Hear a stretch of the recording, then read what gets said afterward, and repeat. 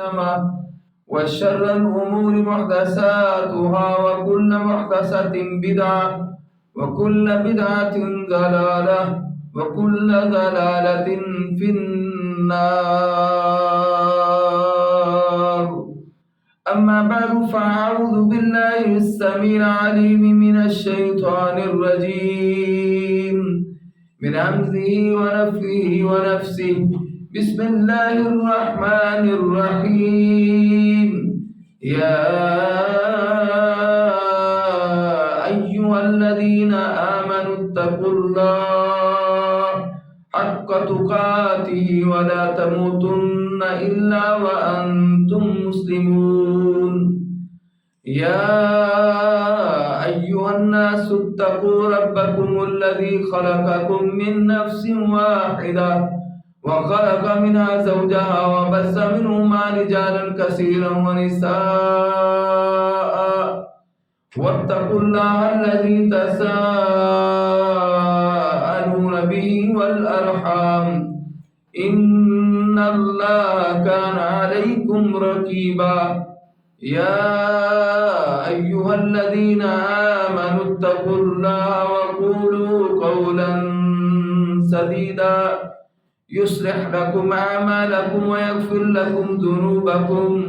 ومن يطع الله ورسوله فقد فاز فوزا عظيما. ہر قسم کی حمد و ثنا کے لائق وہ ذات باری تعالی ہے جس اللہ مالک الملک کی ملکیت کے اندر نہ کوئی فرشتہ شریک ہے، نہ کوئی نبی شریک ہے، نہ کوئی صحابی شریک ہے، نہ کوئی ولی شریک ہے، نہ کوئی امام شریک ہے، نہ کوئی امام زادہ شریک ہے، نہ کوئی پیر شریک ہے، نہ کوئی پیر زادہ شریک ہے،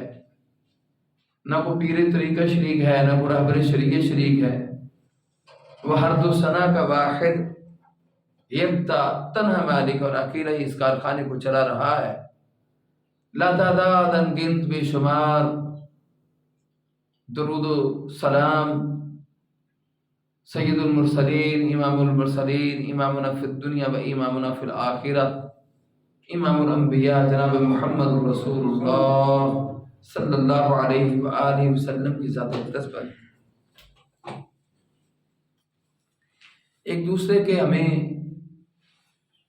خیر خواہ بننا چاہیے،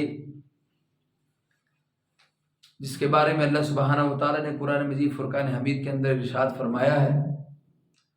اعوذ باللہ من الشیطان الرجیم. لیس علی الضعفاء ولا علی المرضى ولا علی الذین لا یجدون ما ينفقون حرج اذا نصحوا للہ ورسولہ ما علی المحسنین من سبیل واللہ غفور الرحیم. سورۃ التوبہ کی آیت نمبر 91 میں اللہ سبحانہ وتعالی نے اس چیز کی وضاحت فرما دی. کمزور یعنی ضعفاء، ولا علی المرضى مریض، اور وہ لوگ جن کے پاس انفاق فی سبیل اللہ یعنی اللہ کے راستے میں خرچ کرنے کے لیے دولت پیسہ نہیں ہے، تو فرمایا کہ کچھ نہیں تو ان پر کوئی حرج نہیں ہے اگر ان کے پاس کچھ بھی خرچ کرنے کے لیے نہیں ہے. فرمایا کہ بشرط یہ کہ وہ اللہ سبحانہ وتعالی اور اس کے رسول کی خیر خواہی کرے. مراد یہ ہوتا ہے کہ وہ اللہ اور اس کے رسول صلی اللہ علیہ وسلم کے ساتھ خیر خواہ ہو، اللہ کے ساتھ بھی اور جناب محمد رسول اللہ صلی اللہ علیہ وآلہ وسلم کی ذات کے ساتھ بھی. نیکی کرنے والوں پر اعتراض کا کوئی راستہ نہیں ہے. ایسے بندے کو جو نیکی کرے، اور نیکی لازم نہیں کہ پیسہ ہی ہے تو انسان نے خرچ کرنا ہے، دولت ہی ہے تو وہ اللہ کے راستے کے اندر خرچ کرے. یعنی اچھا اخلاق یہ بھی نیکی ہے کہ جو اللہ کے راستے کے اندر انسان کسی کے ساتھ بہترین اخلاق کے ساتھ بات کر لے، جو کسی کو مسکرا کر دیکھ لے، یہ بھی صدقہ ہے. اس کو بھی جناب محمد رسول اللہ صلی اللہ علیہ وآلہ وسلم نے صدقہ کہا. اور فرمایا کہ پھر کیا ہے، اور اللہ درگزر کرنے والے اور رحم کرنے والے ہیں. یعنی اللہ سبحانہ و تعالیٰ درگزر بھی کرنے والا ہے اور رحم کرنے والا بھی ہے. اس لیے کہ وہ ان لوگوں کے ساتھ کہ جو اللہ اور اس کے رسول کے خیر خواہ ہیں. اس لیے اللہ تعالیٰ نے ایک باپ اور ایک ماں سے پیدا فرمایا انسان کو، اور ایک ماں اور باپ سے پیدا فرمانے کا مقصد جو ہے وہ یہ ہے کہ مختلف کنبوں، قبیلوں اور ذاتوں میں تقسیم فرما دیا اس کو، کہ جو مختلف قبائل میں اور مختلف ذاتوں اور باتوں میں جو لقبائل تعارف انٹروڈکشن ہے، تعارف ہے، فلاں ذات کا بندہ ہے، فلاں قبیلے کا بندہ ہے، فلاں قوم ہے، فلاں کنبہ ہے اس کا۔ اور اسلامی اخوت کے بعد ہمارے آپس کے رشتے ایک جسم کی مانند قرار دیا اللہ سبحانہ و تعالیٰ نے اس کو۔ اور سب سے مضبوط ترین جو انسان کا رشتہ ہے، المسلم اخو المسلم، کا مسلمان کا بھائی ہے۔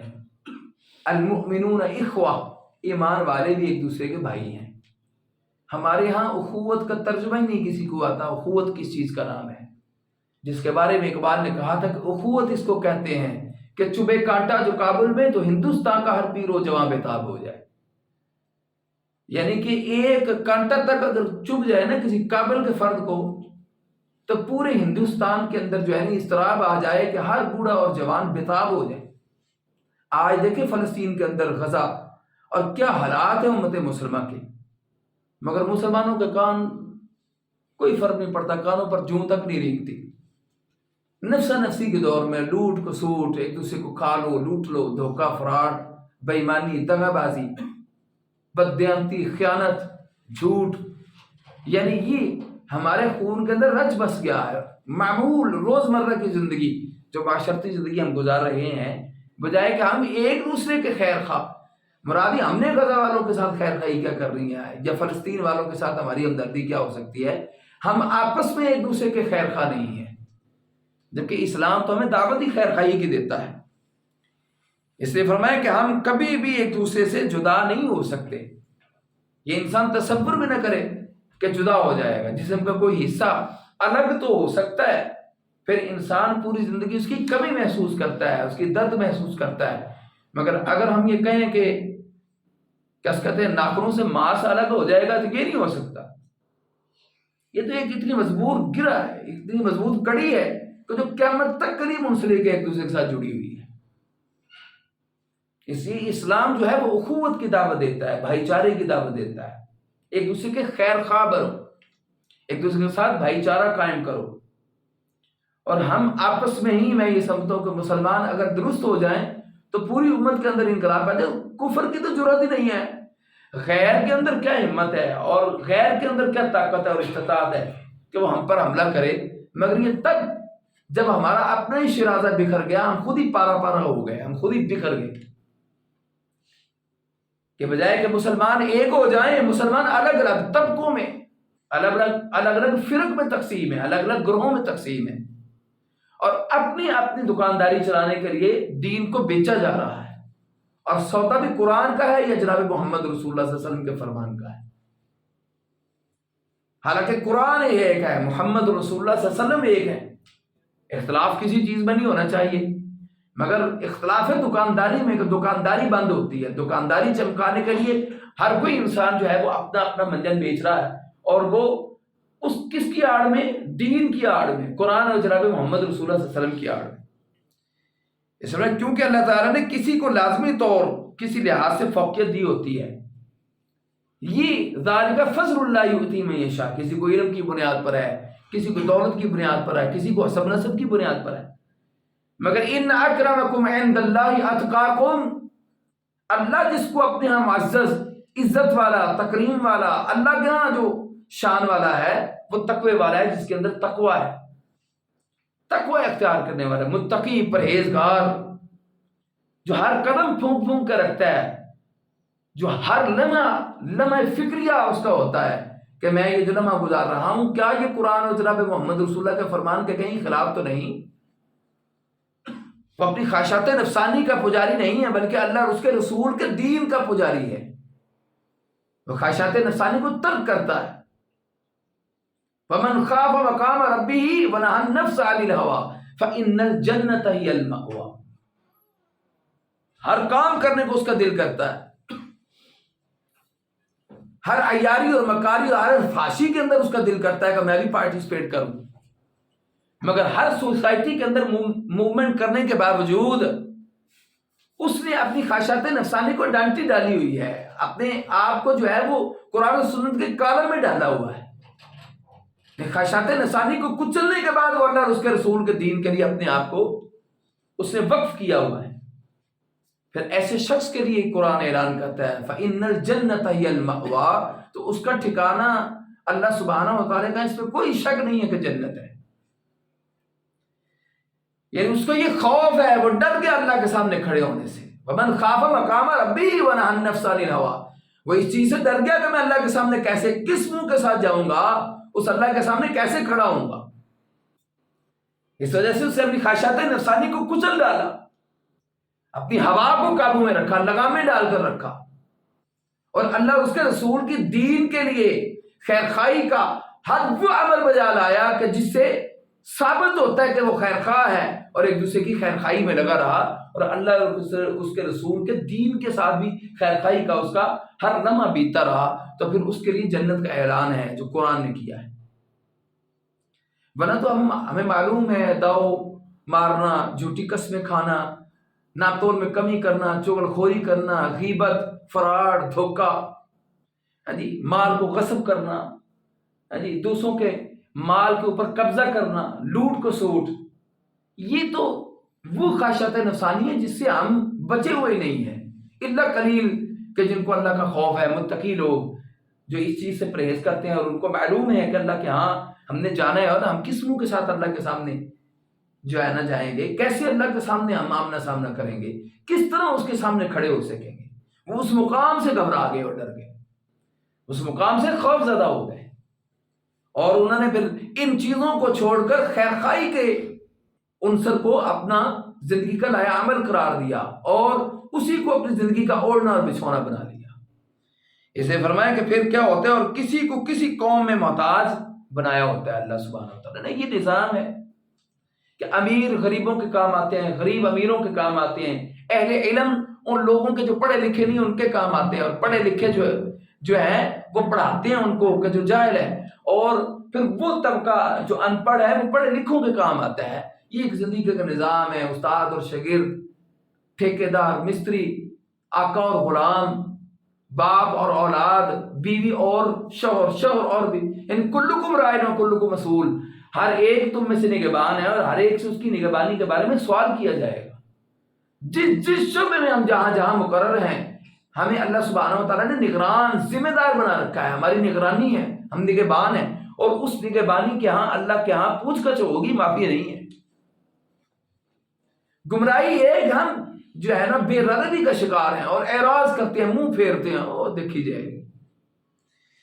اس لیے اللہ سبحانہ و تعالیٰ نے ہمیں لازمی طور پر اپنی زندگی گزارنے کے لیے ایک دوسرے کے تعاون اور مدد کی ضرورت ہوتی ہے۔ ہر ایک دوسرے کے ساتھ معاون ہے، مددگار ہے۔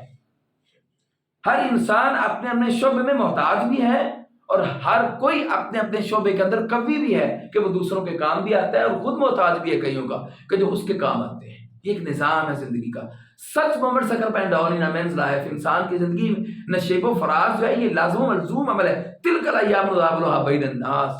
وہ جو اللہ سبحانہ و تعالیٰ بندوں کے اوپر دنوں کو بدل بدل کر لاتا ہے، تو یہ یعنی عروج اور زوال یہ زندگی کے حصے ہیں جس میں انسان جو ہے اپس اینڈ ڈاؤنز، اس میں انسان جو ہے وہ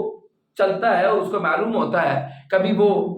پستی میں جب جاتا ہے تو پھر بھی اللہ سبحانہ و تعالیٰ کو یاد کرتا ہے، اور بعض ابھی ہوتا ہے عروج میں تو انسان ویسے ہی بھول جاتا ہے، وہی سمجھتا کہ یہ میری محنتوں کا نتیجہ ہے، اس کو یہ معلوم نہیں کہ یہ کچھ بھی عطا کرنے والا اللہ سبحانہ و تعالیٰ، اس میں انسان خیر خواہی بھول جاتا ہے۔ اس لیے فرمایا کہ پھر تو مومن ہوتا ہی وہ ہے جو ایک دوسرے کی خیر خواہی کرتا ہے۔ ایمان دعوت اس چیز کی دیتا ہے۔ اگر ایمان ہو اور انسان خیر خواہ نہ ہو تو پھر وہ جھوٹ ہے، ایمان نہیں ہوتا، وہ انسان اپنے آپ کو دھوکہ دے رہا ہوتا ہے کہ وہ یہ سمجھتا ہے کہ میں ایمان والا ہوں۔ ایمان تو کبھی بھی ہو ہی نہیں سکتا کہ خیر خواہی کا دامن گیر نہ ہو، بلکہ ایمان والا مومن جو ہے وہ تو ہمیشہ ہی خیر خواہی کا جو ہے نا وہ عمل کرتا ہے، اور ہر ایک کی خیر خواہی کے بارے میں سوچتا ہے۔ اس کے پاس تو فرصت نہیں ہوتی، اس کا تو ہر لمحہ اس فکر میں گم ہوتا ہے کہ کس کے میں کام آ جاؤں، کس کے ساتھ میں خیر خواہی کروں۔ وہ تو لوگوں کو بے عالمی سے بھی نکالتا ہے، بے ایمانی سے بھی نکالتا ہے، جھوٹ و فراڈ سے بھی نکالتا ہے، دھوکے سے بھی نکالتا ہے، ہر منزل پر لوگوں کو دعوت دیتا ہے کہ خیر خواہی ہو جائے اور ایک انسان جو ہے وہ اللہ کی سزا کا مستحق نہ ہو بلکہ جنت کا حقدار بن جائے۔ لیکن اگر انسان اپنے معاشرے کی طرف نظر دوڑائے، ہم اگر اپنے معاشرتی زندگی کو، روزمرہ زندگی جو ہم گزارتے ہیں، ہم اٹھتے بھی ہیں، بیٹھتے بھی ہیں، چلتے بھی ہیں، پھرتے بھی ہیں، چال و ڈھال بھی ہے، رنگ اور ڈھنگ بھی ہے، وضع اور قطع بھی ہے، معاشیات کا نظام ہے، اقتصادیات بھی ہے، ثقافت اور کلچر بھی ہے، جی ہماری رسوم و رواج بھی ہیں، جی ہمارے لین دین بھی ہیں اور معاملات بھی ہیں، سیاست بھی ہے۔ ہم اس پر اگر غور و فکر کریں اور نظر دوڑائیں اور تدبر کریں، سوچیں سمجھیں اور فکر کا گھوڑا دوڑائیں اگر اس میں ہم، تو پھر ہمیں یہ لگتا ہے کہ ہمارے اندر خیر خواہی کا جذبہ ختم ہوتا جا رہا ہے۔ کہاں کہ ہمیں خیر خواہ ہونا چاہیے، ہم آپس میں ایک دوسرے کے خیر خواہ نہیں ہیں۔ یعنی بہن بھائی، سگے بہن بھائی، ایک ماں باپ کی اولاد، جن کو ایک ماں باپ سے اللہ سبحانہ و تعالیٰ نے پیدا کیا ہے۔ یہ پوری کائنات میں قیامت تک آنے والا انسان ایک باپ اور ایک ماں کی اولاد، جو آدم علیہ السلام اور اماں حوا علیہ السلام، اللہ نے نظام ہی وہ نہیں دیا کہ جس میں انسان بے عربی کا شکار ہو جائے۔ اور ہمارے خون جو ہے، خون سفید ہو رہے ہیں، سرخ بھی نہیں رہے۔ ظاہری بات ہے کہ انسان کے ہاں تو اب ایک دوسرے کو مارنا، کاٹنا، لوٹنا، جی ایک دوسرے کو دغا بازی، دھوکہ، فراڈ، یہ تو معمولی باتیں سمجھی جاتی ہیں۔ ان کو انسان اتنا بڑا کوئی جرم سمجھتا ہی نہیں ہے، یہ کون سا گناہ ہے، میں نے اس کے ساتھ کیا کیا، یہ میرا حق بنتا تھا۔ جیسے کہ کمیشن ایجنٹ بھی ہیں، بروکر بھی ہیں، مڈل مین بھی ہیں، اور یہ اپنے آپ کو یہ سمجھتے کہ ہم پاک ہیں، ہمارے اندر کوئی عیب نہیں ہے، یہ تو ہمارا بزنس ہے، تجارت ہے، ہم کر رہے ہیں، اس میں لے رہے ہیں۔ بعض دفعہ جب کوئی کیا کہتے ہیں پراپرٹی ڈیلر جب ڈیلنگ کرتا ہے تو بعض دفعہ جس کا وہ بیچ رہا ہے، سودا کر رہا ہے جس زمین کا، اس کے مالک کو بھی نہیں پتا ہوتا کہ یہ مجھ سے لینے کے بعد بھی کمیشن بھی پھر بھی اوپر سے لوٹ رہا ہے، اور وہ جو پیسے لے رہا ہے اور اس کو بھی نہیں پتا ہوتا، اور جو دینے والا ہے اس کو بھی نہیں پتا ہوتا کہ یہ تو پہلے ہی مجھ سے لے چکا ہے اور یہ اور داؤ مار رہا ہے۔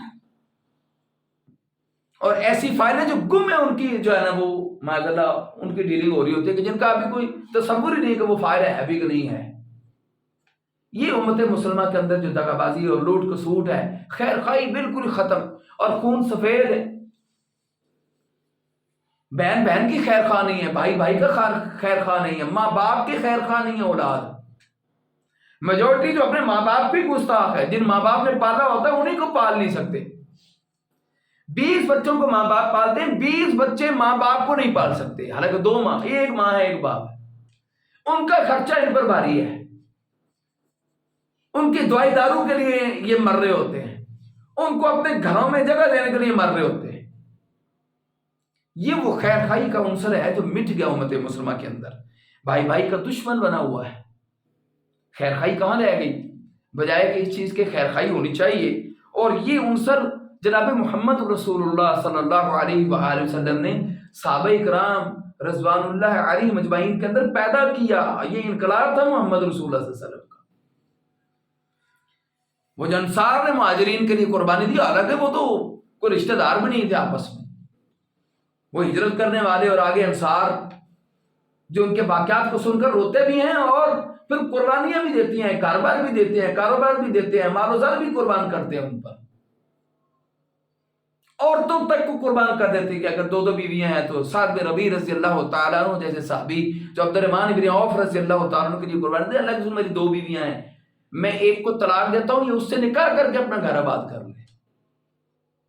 ظاہری بات ہے کہ انہوں نے بیوی بھی چھین لی تھی عبد الرحمن بن عوف رضی اللہ عنہ سے۔ یہ خیر خواہی جناب محمد رسول اللہ نے کوٹ کوٹ کے، یعنی خون کے ایک ایک قطرے کے اندر رچا بسا دی محمد رسول اللہ صلی اللہ علیہ وسلم۔ اور سب سے پہلے یہ قربانی محمد رسول اللہ صلی اللہ علیہ وسلم نے اپنی ذات سے، اللہ کے نبی خاتم النبیین آخر الزمان پیغمبر جناب محمد رسول اللہ صلی اللہ علیہ وسلم نے اپنی ذات سے یہ قربانی دی کہ کوئی شے نہیں اللہ کے رسول نے اپنی ذات کے لیے رکھی۔ دنیا کی تعیش تو بڑی دور کی بات ہے، تصور بھی نہیں تھا، عیش گزرنا تو بڑی دور کی بات ہے کہ محمد کریم صلی اللہ علیہ وسلم کے دروازے سے گزر جائے، بلکہ اللہ کے رسول نے تو فقر کو اپنے اوپر لازم قرار دے دیا کہ سب کچھ ہونے کے باوجود بھی اس کو تقسیم کیا، بانٹا، رکھا نہیں، اپنے لیے استعمال نہیں کیا۔ اور بھوک کہتے ہیں اس کو ہے، روٹی ایک ہے، میں ایک روٹی وہ کسی کو دے دوں، یہ نہیں کہ آدھی تو کھا لے آدھی میں کھا لوں، یہ قربانی نہیں۔ قربانی یہ پوری کی پوری روٹی میں دوسرے بندے کو دے دوں، اب تم کھا لو، انشاءاللہ اللہ تعالیٰ مجھے بھی دے دے گا۔ یہ قربانی تھی جو محمد رسول اللہ صلی اللہ علیہ وسلم نے، یہ ہے خیر خواہی۔ ہمیں یہ صورت ایک دوسرے کا خیر خواہ بننا چاہیے، خواہ وہ خیر خواہی قولی ہو یا فعلی ہو، یعنی ہم زبان سے کسی کی خیر خواہی کی کوئی بات، کسی کو نصیحت کو پند و نصیحت کر دیں، کسی کو اچھی بات کہہ دیں، کسی اچھی بات کی طرف دعوت دے دیں، کسی کو نماز کی دعوت دے دیں، کسی کو قرآن کی دعوت دے دیں، ان کے ماں باپ کی فرما برداری کی دعوت دے دیں، اس طرح کی سینکڑوں باتیں، یا عملی طور پر کوئی کام کسی کے آ جانا، کیونکہ رستے میں جا رہا ہے، کسی کی گٹری اگر بہت وزنی ہے تو ہم اس کو اگر اس کے ہیلپ کر کے اس کو اٹھوا دیں تو یہ فعلی طور پر خیر خواہی ہے جو ہم کسی دوسرے کے ساتھ کر رہے ہیں۔ یعنی معاشرے کے اندر نظر دوڑائی جائے تو اب تو اس وقت ہمارے حالات بالکل ہی معطل بگڑ گئے، خراب، خیر خواہی کا تصور کہاں رہ گیا؟ یعنی ایک دوسرے کا کام کرتے وقت موت پڑتی ہے انسان کو، بجائے کہ پہلے یہ جذبہ تھا کہ انسان اجر سمجھتا تھا کہ یار مجھے کوئی کام کہے تو میں اس کا کام کروں، یار میرے لیے ثواب ہے، مجھے اللہ کے ہاں ثواب ملے گا، اجر ملے گا۔ اب تو بندہ بہت سمجھتا تفکر، یار میں اس کے لیے فری بیٹھا ہوا بندہ کام کرنے کے لیے تیار نہیں، ویلا ہے بالکل، یعنی کوئی کام نہیں کر رہا، اس کو کام کر دیں تو اس کو موت پڑ جائے گی، بجائے اس کے کہ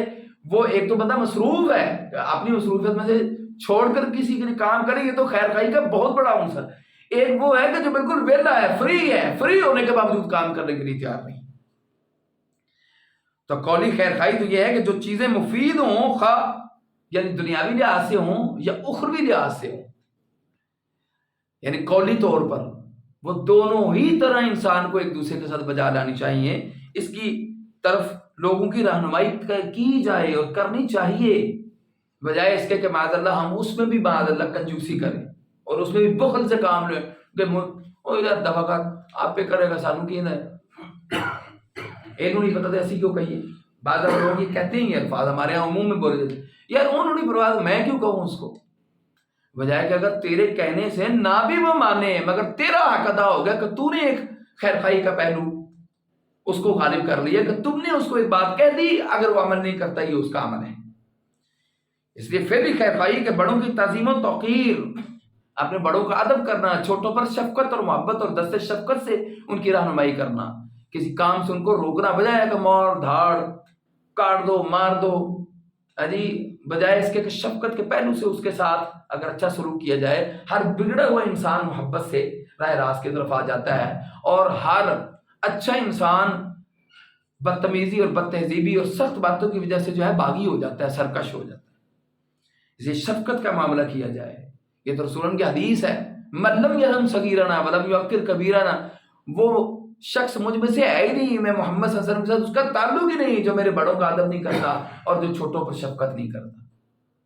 اب تو یہ بھی بہت، اور میجورٹی یعنی 99% اولادوں کو اپنے باپوں کے ساتھ، اپنے والد کے ساتھ شفقت کے معاملے میں جو ہے وہ شکوہ اور شکایت ہوتی ہے، اور واقعی باپ سخت ہوتے ہیں بڑے، اس میں کوئی شک نہیں ہے کہ باپ سے زیادہ خیر خواہ کوئی نہیں جانے فانی میں، مگر خیر خواہی کا پہلو بھی ہے کہ شفقت کے ساتھ بچوں کو سمجھایا جائے، بجائے اس کے کیا مار دھاڑ۔ 10 سال انس رضی اللہ عنہ اللہ کے نبی صلی اللہ علیہ وسلم کی خدمت میں رہے، جن کی ماں نے مدد نہیں مانگی تھی کہ میرے گھر بیٹا ہو جائے گا، محمد صلی اللہ علیہ وسلم کی غلامی میں دے دوں گا۔ 10 سالوں میں انس رضی اللہ عنہ کہتے ہیں اللہ کے رسول نے کبھی مجھے اف بھی نہیں کہا، کہ گویا کہ اللہ کے رسول اگر کسی بات سے آپ حضرت نے مجھے کام بھیج دینا تو میں نے باہر جا کر بچوں میں کھیلنا شروع کر دینا۔ کافی دیر کے بعد جب اللہ کے رسول میرے پاس سے گزرتے تو مجھے صرف اتنے الفاظ ہی فرماتے تھے کائنات کے پیغمبر صلی اللہ علیہ وسلم، وہی مسکان کے ساتھ، یعنی اللہ کے رسول کے چہرہ پر انوار پر مسکان نہیں کیا نا صاحب ادھر ہو، بس اس کے علاوہ اللہ کے رسول نے مجھے ان 10 سالوں کی یعنی خدمت میں اللہ کے رسول نے کبھی اف بھی نہیں کہا۔ حتیٰ کہ بعض دفعہ وضو کرواتے ہوئے لوٹے کا گر کر ٹوٹ جانا تو وہ کہنے لگے کہ بس میں بالکل ہی یعنی سمجھو کہ میرے پاؤں تلے زمین نکل جانے کی، گھبرا جانا، لیکن اللہ کے رسول کے چہرہ پر انوار کی طرف دیکھنا تو اللہ کے رسول کے چہرہ پر انوار پر مسکراہٹ ہونی، مجھے ایسے لگنا کہ میری زندگی کی تمام غموں کا پھایا یہ ہے، یہ مداوع یہ ہے کہ اللہ کے رسول نے کبھی مجھے اف بھی نہیں کہا۔ لیکن بچوں کی عادت ہوتی ہے کہ بچوں کو باپ اگر کام بھیجتا تو باہر جا کر کھیلنا شروع کر دینا، یا بچے نے مگن ہو جانا، نہیں پتہ چلنا، بعض بچوں سے چیز جو ہے وہ ٹوٹ بھی جاتی ہے، بعض چیز گر بھی جاتی ہے، بعض پیسے گم بھی جاتے، بجائے کہ ان پر جو ہے نا سختی کی جائے بلکہ شفقت کے ساتھ ان بچوں کی رہنمائی کی جائے۔ اور دوستی کرنی چاہیے خاص طور پر باپ کو اپنے بیٹوں کے ساتھ، اولاد کے ساتھ پوچھنا چاہیے سارا دن کی پروگرس کے متعلق، کیا کیا ہے آج، کیسے رہے ہو، اور گپ شپ میں پوچھنا چاہیے۔ اور اگر بچے جو باہر کے لوگ دوست بنا کر بفے سسٹم کے لیے ادھر ادھر آوارگی کے لیے گھومنے پھرنے جاتے ہیں، باپ کو چاہیے اپنی اولاد کو کہیں کہ آؤ آج گھومنے پھرنے چلتے ہیں، جتنی گنجائش ہے 10 روپے کی گنجائش ہے 10 روپے کی چیز ان کو کھلائے، بجائے کہ بچہ باہر دوست تلاش کرے۔ اس کے تو گھر میں اس کے ماں باپ اس کے دوست ہیں، اور باپ خاص طور پر دوست ہونا چاہیے تاکہ بچہ بے روی کا شکار ہو ہی نہ۔ اس لیے اپنے لیے پسند ہو وہ دوسروں کے لیے بھی پسند کیا جائے۔ اس لیے اللہ کے رسول نے فرمایا دے بھی چیز انسان وہ کسی دوسرے مسلم بھائی کو کہ جو وہ خود اپنی ذات کے لیے پسند کرتا ہے۔ اور ہم نے اگر خیر خواہی بھی کرنی ہو، نیکی بھی کرنی ہو، تو بی گریڈ چیزیں دیتے ہیں۔ اور پنجابی کہتے ہیں دودھ بھی دینا تو مینگنا پا کے، اس کو کہتے ہیں نیکی بھی کرنی، اور وہ بھی وہ ڈی گریڈ سی نیکی کرنی کہ جس نیکی کا یعنی اگلے بندے کی توہین ہے کہ اس کو جو چیز دے رہا ہے وہ اس قابل نہیں ہے کہ وہ چیز بھی اس کو دی جائے۔ اسے جو کپڑے میں پسند کرتا ہوں، مجھے چاہیے اگر میں نے کسی غریب کی خیر خواہی کرنی تو وہی سوٹ اس کو دوں جو میں اپنے لیے پسند کر رہا ہوں۔ لیکن یہ ہمارے اندر یہ بیماری ہے، یہ کافروں والی، اور کافروں کے اندر جو اب اعمال کی بیماریاں پیدا ہو گئی اور اعمال کی جو خیر خواہی پیدا ہو گئی وہ اسلام کی ہو گئی۔ صرف فقط فرق صرف اتنا ہے کہ انہوں نے لا الہ الا اللہ محمد رسول اللہ نہیں کہا، وہ زبانی طور پر نہیں مانتے، عملی طور پر پوری دنیا کے یورپ کے اندر لا عمر رضی اللہ عنہ کا چلتا ہے۔ یعنی معاذ بن جبل رضی اللہ عنہ کہ جب وہ 3 صحابی غزوہ تبوک سے پیچھے رہ گئے تو اللہ کے رسول نے باقاعدہ یعنی آپ نے کعب رضی اللہ عنہ کے متعلق 3 دفعہ پوچھ لیا،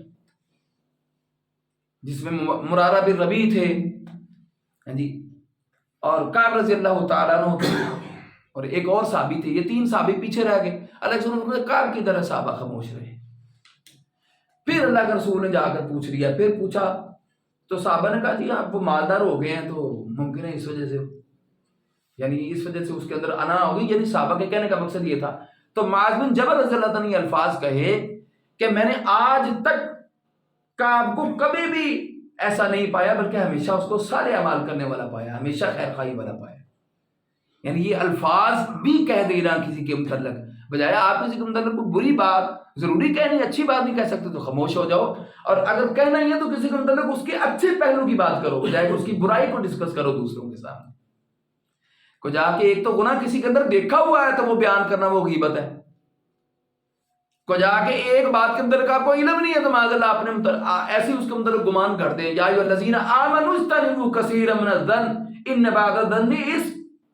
اس لیے تو قرآن کے اندر اللہ نے ایمان والوں کو مخاطب ہو کر کہا اے ایمان والو اجتنبوا، اجتناب کرو کثیرا من الظن، یعنی میں گمان جڑے کرتے رہتے۔ اللہ نے فرمایا کہ بے شمار یہ جو کثرت کے گمان جو تم ایسے بناتے رہتے ہو کرتے رہتے ہو، ان سے جو ہے نا اجتناب کرو، بچو،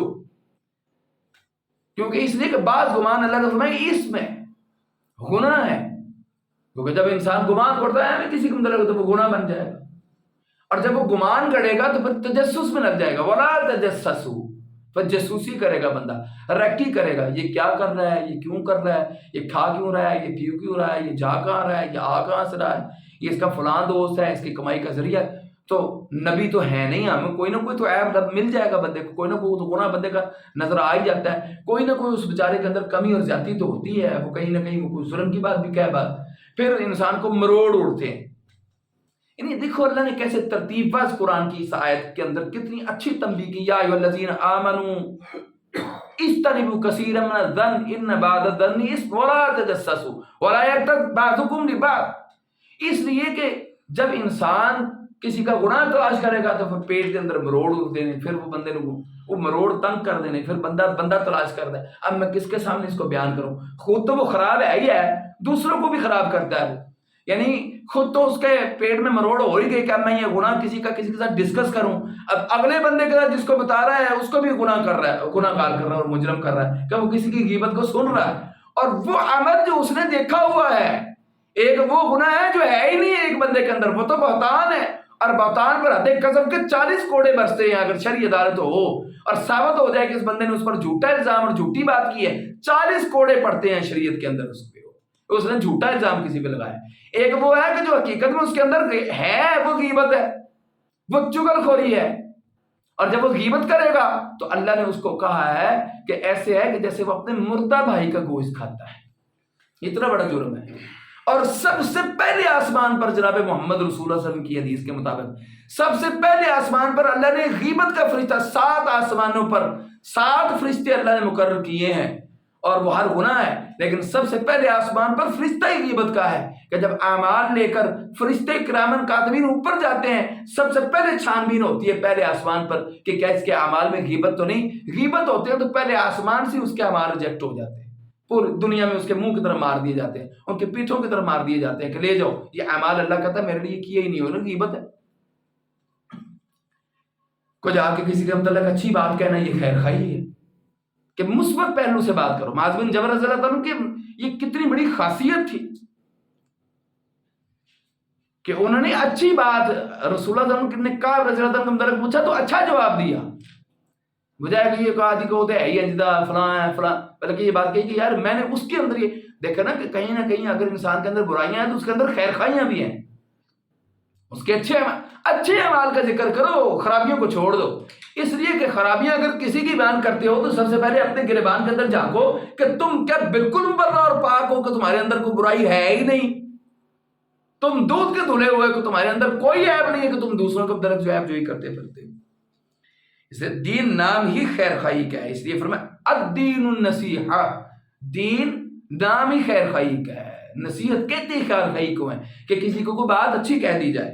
اس لیے ابو رقیہ تمیم بن اوس داری رضی اللہ عنہ فرماتا ہے کہ رسول اللہ نے فرمایا الدین النصیحہ،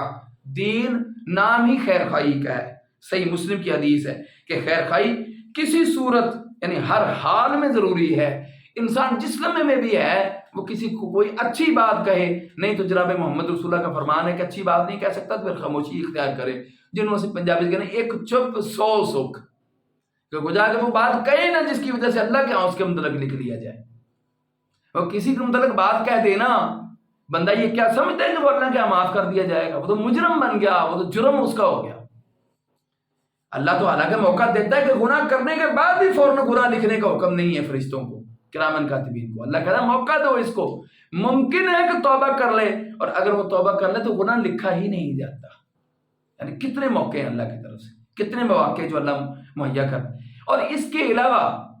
یعنی نیکی کا انسان ارادہ کرے اور وہ نیکی نہیں کر سکا کسی وجہ سے بھی، کوئی رکاوٹ پیدا ہوگی، لیکن پھر بھی اللہ کی طرف سے حکم ہے اس کی نیکی لکھ لو،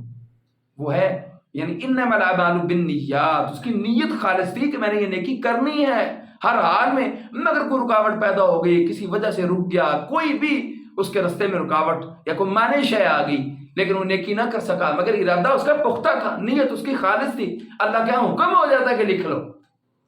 پھر بھی وہ نیکی لکھ لی جاتی ہے۔ یعنی اللہ سبحانہ و تعالیٰ کی طرف سے رحم کے دروازے کھلے ہیں، ہم بدقسمت ہے کہ ہم اس کے رحم کو حاصل کرنے کے لیے تیار ہی نہیں ہیں۔ اس لیے تو فرمایا کہ پھر انسان جو ہے نا ان کمزور لوگوں کی مدد کرے، ضعیف لوگوں کی، کمزور جو ہیں، بیمار لوگوں کی، اور ایسے لوگ بھی ہیں جو خرچ نہیں کر سکتے مگر وہ بات خیر خواہی کی کہہ رہے ہیں، یہی ان کی نیکی ہے بہت بڑی اللہ کی طرف سے۔ مگر پھر اللہ جو اہل مال ہیں ان کو کہتا ہے کہ پھر ان کے لیے خرچ کرو اور ان کو اللہ کے راستے کے اندر دو، معاون بنو، مددگار بنو، اور ہر کڑی ایک دوسرے کے ساتھ جڑی ہوئی ہے۔ تو اللہ سبحانہ و تعالیٰ سے دعا ہے اللہ ہمیں خیر خواہی کا جو ہے وہ پہلو اپنے اندر جو ہے غالب کرنے کی توفیق عطا کرے کہ ہم ایک دوسرے کے خیر خواہ بن جائیں، بجائے اس چیز کے کہ معاذ اللہ ایک دوسرے کے دشمن، اور اہم ہی بس دل کے کوئی گل بھی نہیں ہوتی ہے، ہمیں کوڑ، اب پنجابی جو کہتے ہیں یہ ٹڈوں کوڑا ہے، کوئی مسئلہ بھی نہیں ہوتا، بندہ اسے پوچھے توجیہ وجہ بھی کوئی نہیں، ریزن بھی کوئی نہیں ہے، ہمیں بس کسی بندے کے ساتھ میں چنگا نہیں لگتا، تینوں چنگا نہیں لگتا کوئی وجہ بھی تو ہوگی تینوں چنگا نہیں لگتا، اور اگر تمہیں کسی بات کی وجہ سے وہ اچھا نہیں لگتا تو تمہیں چاہیے اس کی اصلاح کرو اکیلے میں، میری اس عادت سے میں بیزار ہوں، اس کی اصلاح کرو، 1 دفعہ 2 دفعہ 3 دفعہ، نہیں وہ باز آتا پھر اس سے پیچھے ہٹ جاؤ۔ ایک بندے کو علم نہیں کہ تم اس سے بیزار کیوں ہو، اور تو پھر اس سے بڑا جرم کیا ہے؟ یہ بھی ایک بد اخلاقی کا پہلو ہے۔ تو اللہ سبحانہ و تعالی ہمیں تقوی کا جو ہے وہ عادی بنا دے کہ تقوی اختیار کرنے کی اللہ ہمیں توفیق عطا کرے۔ اس کے تشریح کریں گے یہ خیر خواہی کے پہلو پر انشاءاللہ، اگر آئندہ زندگی رہی تو خطبہ چلے گا۔ وآخر دعوانا ان الحمدللہ رب العالمین، سبحانک اللہم وبحمدک، اشہد ان لا الہ الا انت، استغفرک و اتوب الیک۔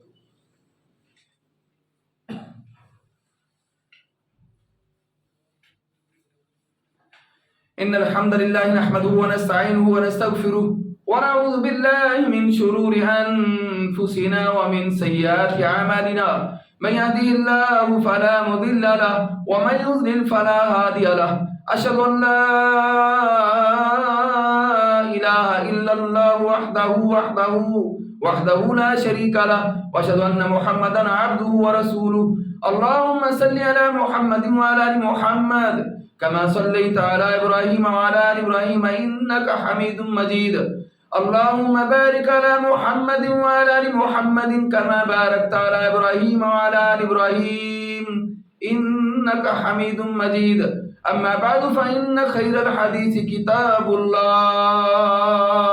وخير الهدي هدي محمد صلى الله عليه وسلم وشر الأمور محدثاتها وكل محدثة بدعة وكل بدعة ضلالة وكل ضلالة في النار. أقيموا الصفوف